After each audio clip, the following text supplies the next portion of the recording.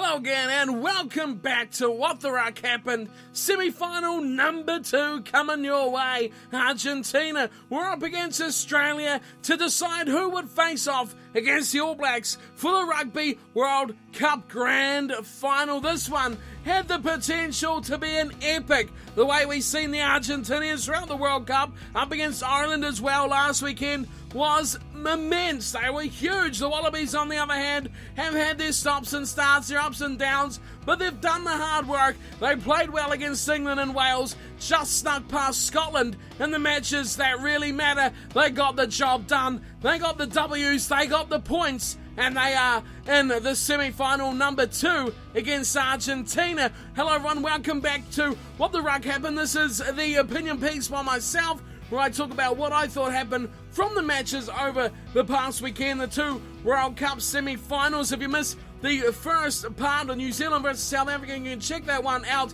was up just before this one. Go have a look at that if you want to know what I thought about that match as well. If you're new around the channel, then remember to hit that subscribe button and hit a thumbs up as well if you enjoy What the Ruck Happened throughout the Rugby World Cup. Maybe something we'll continue to do after the World Cup's finished and we're back to the normalcy of rugby over the year. But we still have a couple of matches yet still to go, so we'll dig straight in here. Argentina up against Australia. Potential, like I said before, to be a cracking match between the other two Southern Hemisphere sides. It's Rugby Championship 2.0, and Argentina know that they can beat Australia, they can beat South Africa, but could they beat New Zealand should they win here today? They would need to play just like they did against Ireland if they have any chance of upsetting the Wallabies. They played so well against the Irish, they need to replicate that. Australia seem to always do just enough. They seem to have that little bit extra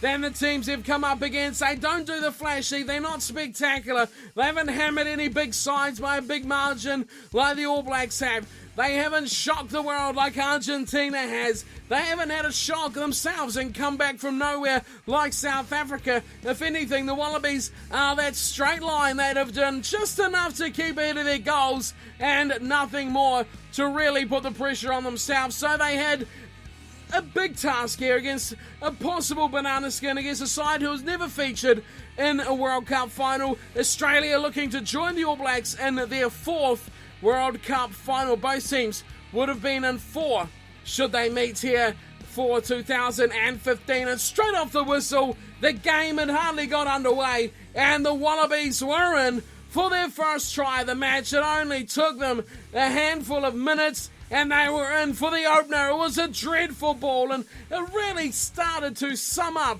what this match was all about for the Argentinians. It was just the start of things to get much worse. Rob Simmons picking up an easy intercept. Sanchez on his own 22, looking for the ball back inside, near to the ruck. The runner on the angle could have potentially been a good play because they did use this quite a lot later on in the match as well. That did bring them success, but it was just straight off the whistle like this. Try time, Simmons, Foley converts, and there's 2 minutes on the clock. You are behind by 7 points. It's not what you want to come back from against a team like Australia. Sanchez, 5 minutes later, he added his opening points with the first penalty going the way of Sanchez, getting up from the scrum. That was really their go-to team, their go-to play there. That was where they were dominating the game, but the Wallabies were far from done after just a few minutes. Before the 10-minute mark, Adam Ashley Cooper was in for his first try of the match. Now this was created from the set-piece scrum. It was really a simple play, resulting in a big pass wide. Why Argentina defended narrow when there was a man standing on the touchline? Adam Ashley Cooper, we know what he's about. He'll catch every ball. He will put himself over the line. He's quick enough. He's not express. But it's with these wingers of Australia that they just do the basics well. Like Rob Horne, like Drew Mitchell, probably the quickest of the lot, like Adam Ashley Cooper. They catch the ball. They can elude defenders. But they just do the simple things well, and when you've got an open line, all you have to do is catch the ball and fall over. That's what Ashley Cooper did to match The space was created on his inside, and he had the easy job to finish. Before you know it, bang, 10 minutes into the game, 14-3.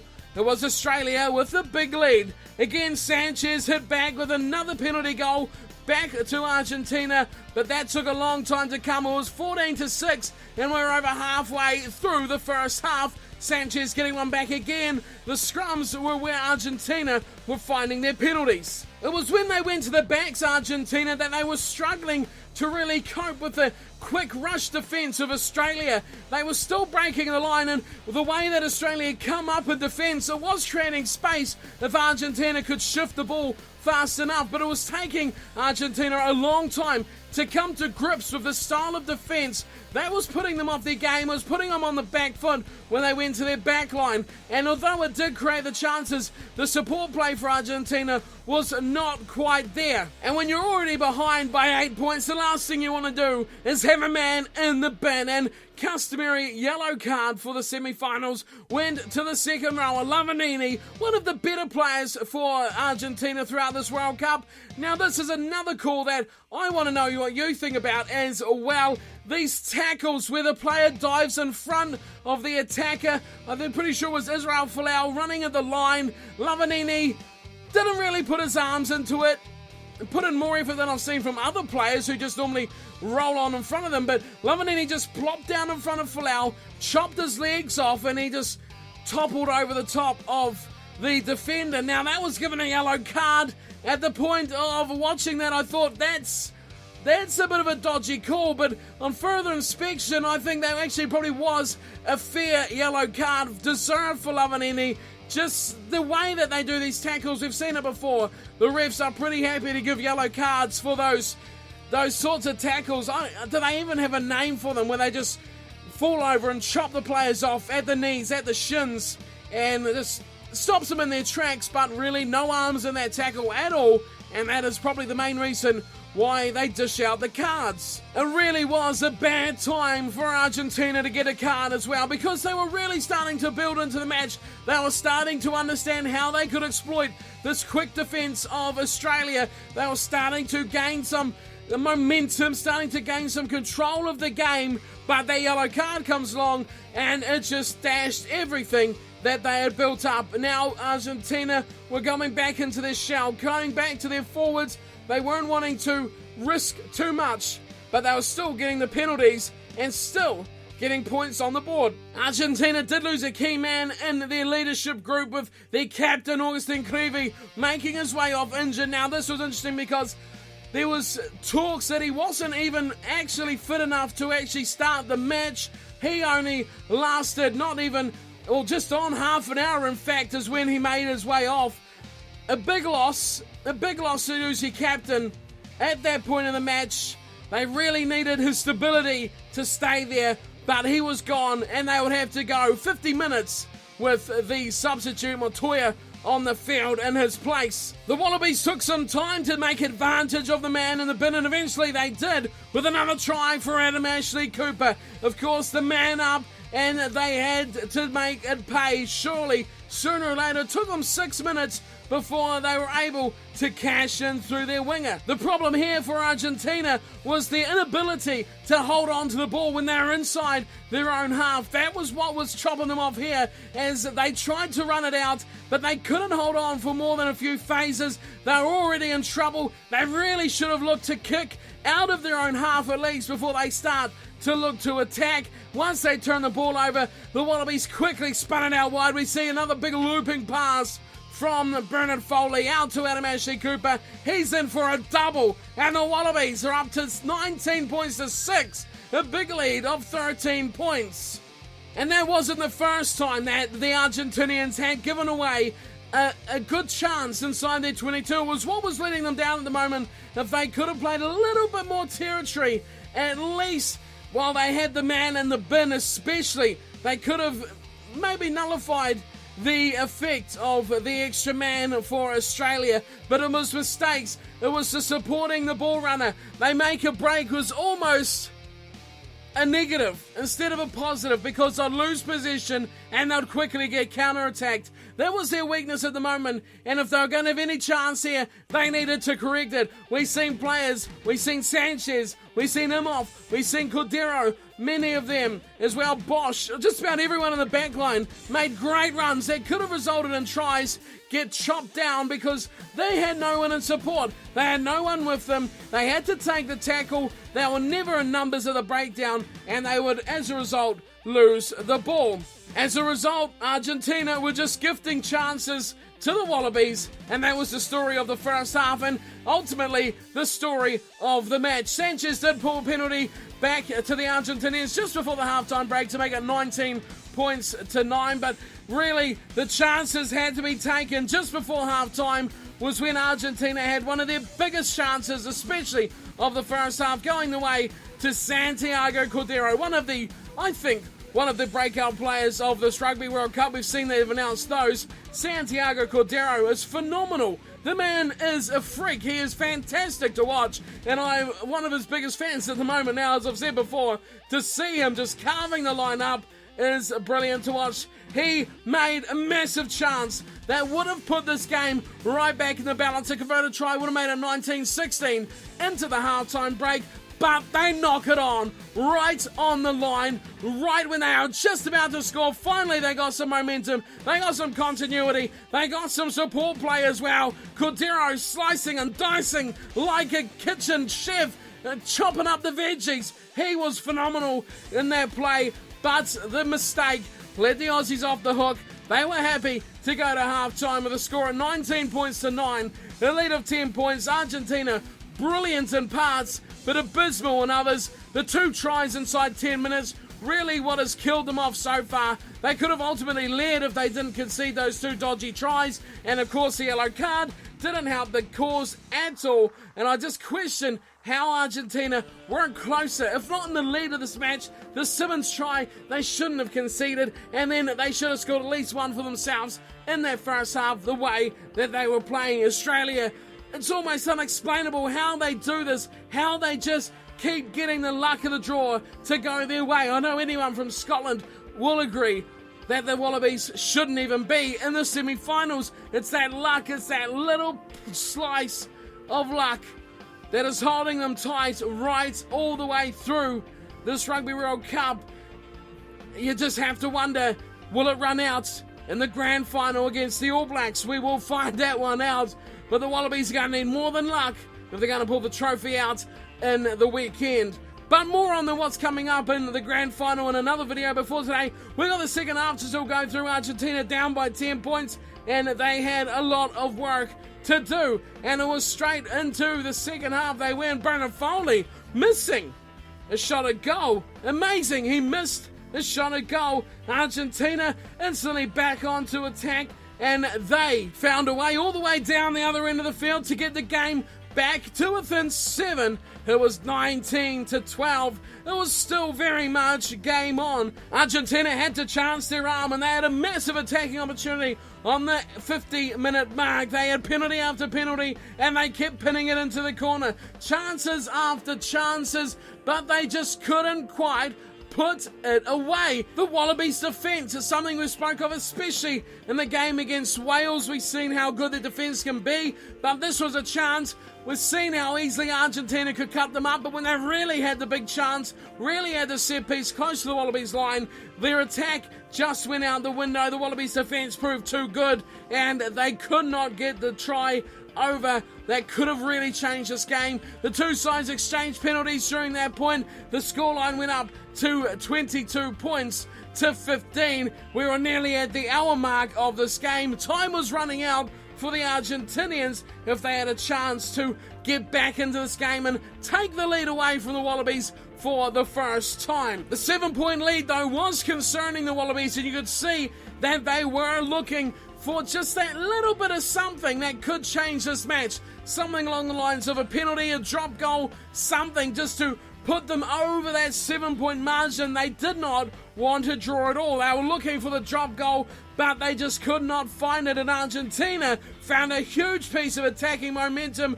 straight after that tentative little period from the Wallabies, but ultimately it didn't work out. They were all on attack. They were hard on attack. They were looking for that elusive try that was going to make or break the game. Unfortunately for Argentina, it broke the game as the Wallabies stole the ball, counted upfield, kicked along, and the chase was spectacular. Argentina struggled to contain. They lost the ball again, and then who else but a dodgy try scored by Adam Ashley Cooper, his hat-trick of the game, just after the 70-minute mark, that eventually put this one to bed.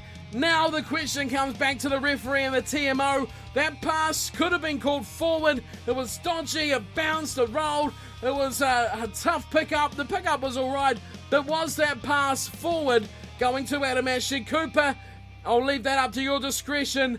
It was very, very tight. Where's the TMO looking back saying, let's check that pass and see if it was forward? Ultimately, that is what killed off the Argentinian attack. They were so hard on attack, no one was back at all. They had to scramble. They did scramble, but they could not contain. The defence, once again, didn't spread nicely. It didn't get its shape back the way they wanted to. And after all that attack, the counter from Drew Mitchell was just too much, and it was a great run from Drew Mitchell as well. Beat about 5 defenders, making his way about 60 metres upfield before finally it broke down, but quickly was recycled back up and out to Adam Ashley Cooper. That's what the Wallabies can do. That's what they can do. They can cut up and respond with something of their own.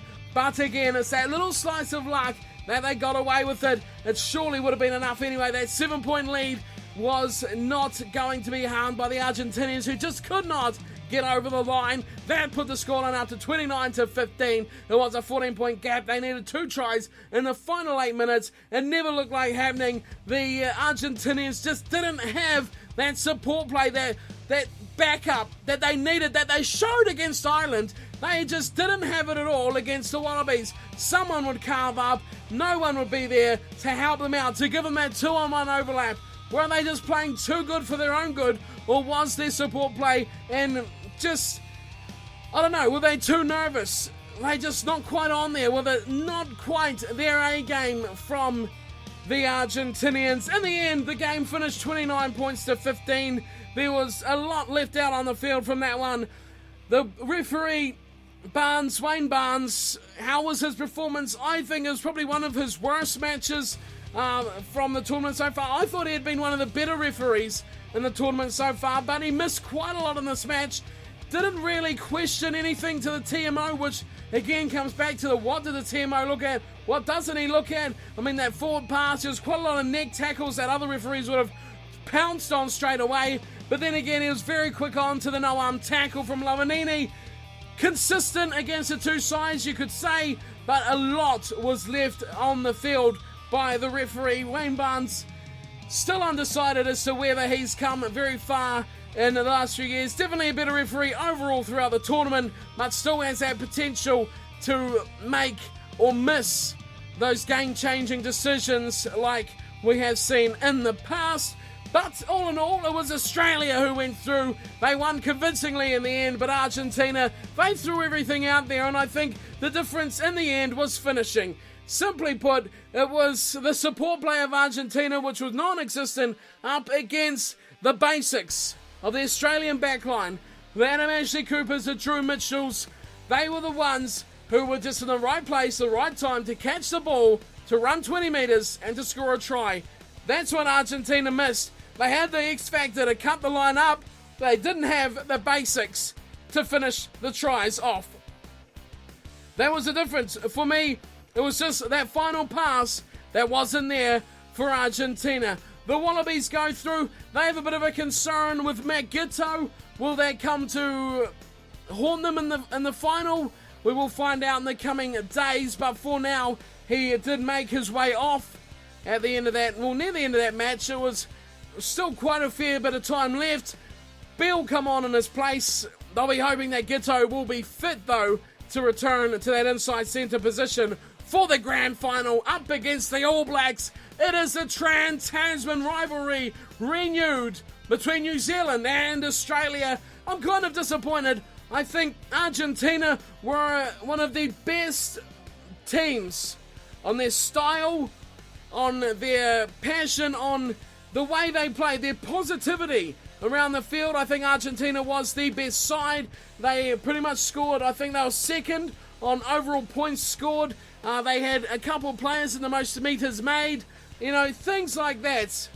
It's things like that. Tucalet, Santiago Cordero, top meters gained from the Argentinians. Couldn't get it done on the day. I think they deserve to be there.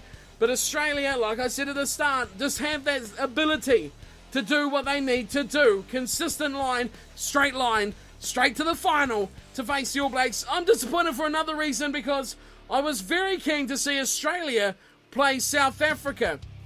Now, the memories of that game in Australia where Kuranjani scored that try, yes, that try, where was it a try or was it not a try? That one is still out to the jury, but that rematch would have been fascinating. In the third and fourth playoff, I think it could have been pretty drab, as neither side would have been too interested as it would be. Argentina probably would have more interest in winning this game than South Africa, and I'll probably pick them to win that third, fourth playoff as well against the Springboks, who are probably going to play all those players who haven't played much at all. Well, I think we'll see a very, very different 15 from the Springboks, and even probably a few changes from Argentina, but they'll keep their core. I think Argentina will want to win this third, fourth playoff matchup. But the Wallabies, they will be facing the All Blacks, and the All Blacks, they've done what they have to do. They've beaten the best teams. They've beaten Argentina, who will finish third or fourth. They've beaten South Africa. They've beaten France. They're going to play Australia. I mean, if you win a World Cup by beating those teams who are, you have to say, if we go by world rankings, you know, Argentina's up there in the top four now as well. South Africa's in the top four. Australia's in the top four. They are your top four teams. Obviously, the All Blacks will have to play all four of them, if they're all three of them, I should say, not including themselves, if they're to win the World Cup, which is a fair representation. I think Australia definitely got the easiest side of the pool, but they made it difficult for themselves against Scotland, and they had played a pretty good match against Argentina, doing what they needed to get done, but nothing more at all. And it'll be a shame if they keep that mentality in the final, where they should just be putting everything out on the table. It'll be a Trans-Tasman match, New Zealand-Australia, Grand Final, Rugby World Cup. I'll have a preview of that match coming up. Hopefully when the squads are announced, I might wait till those teams are out so we can see exactly how they'll line up. I'd imagine neither team will change anything by choice. Injuries will be the only thing that will force changes, I'd imagine, between the Wallabies and the All Blacks. As for, like I said before, Argentina and South Africa, it should be a good one. I'll still get up to watch that one as well. I'd like to see Argentina get up and finally win. The Springboks, I think their interest, their brain will be on the plane back home to South Africa. I think they've done their country very proud, though. They have come from a horrible first match against Japan. All the controversy surrounding the Rugby Championship, not winning any matches in that tournament, and they've come here, they've pushed the All Blacks, grand finalists, to within 2 points in a semi-final of the Rugby World Cup. Although disappointing as it is for South Africa, a team that expects to win the whole tournament, as does New Zealand as well with the All Blacks, I think they should still be pretty happy. Semi-final, that's still top four, and play to your rankings, South Africa. You made it out of your pool. It's more than we can say for England. It's still funny to get an English joke in there, not making it out of their pool. But there we go. That is semi-final number 2. Australia have made it through to the grand final to face New Zealand. That'll be it. That'll be coming up this weekend. As I said, hope to have a re-preview, I should say, of that match coming your way. So stick around for that. Stay tuned, hit that subscribe button, let me know what you think about all my thoughts of this match. Of course, there's my opinion, so let me know yours in the comments below, and I'll see you all very soon for a preview of the grand final, the big one, the whopper. It is the be-all and end-all. It is the grand final of Rugby World Cup 2015. I hope to see you all there at that match. We'll have that match coming up, of course, this weekend as well. But until we meet again, thank you for tuning in and watching, and take care.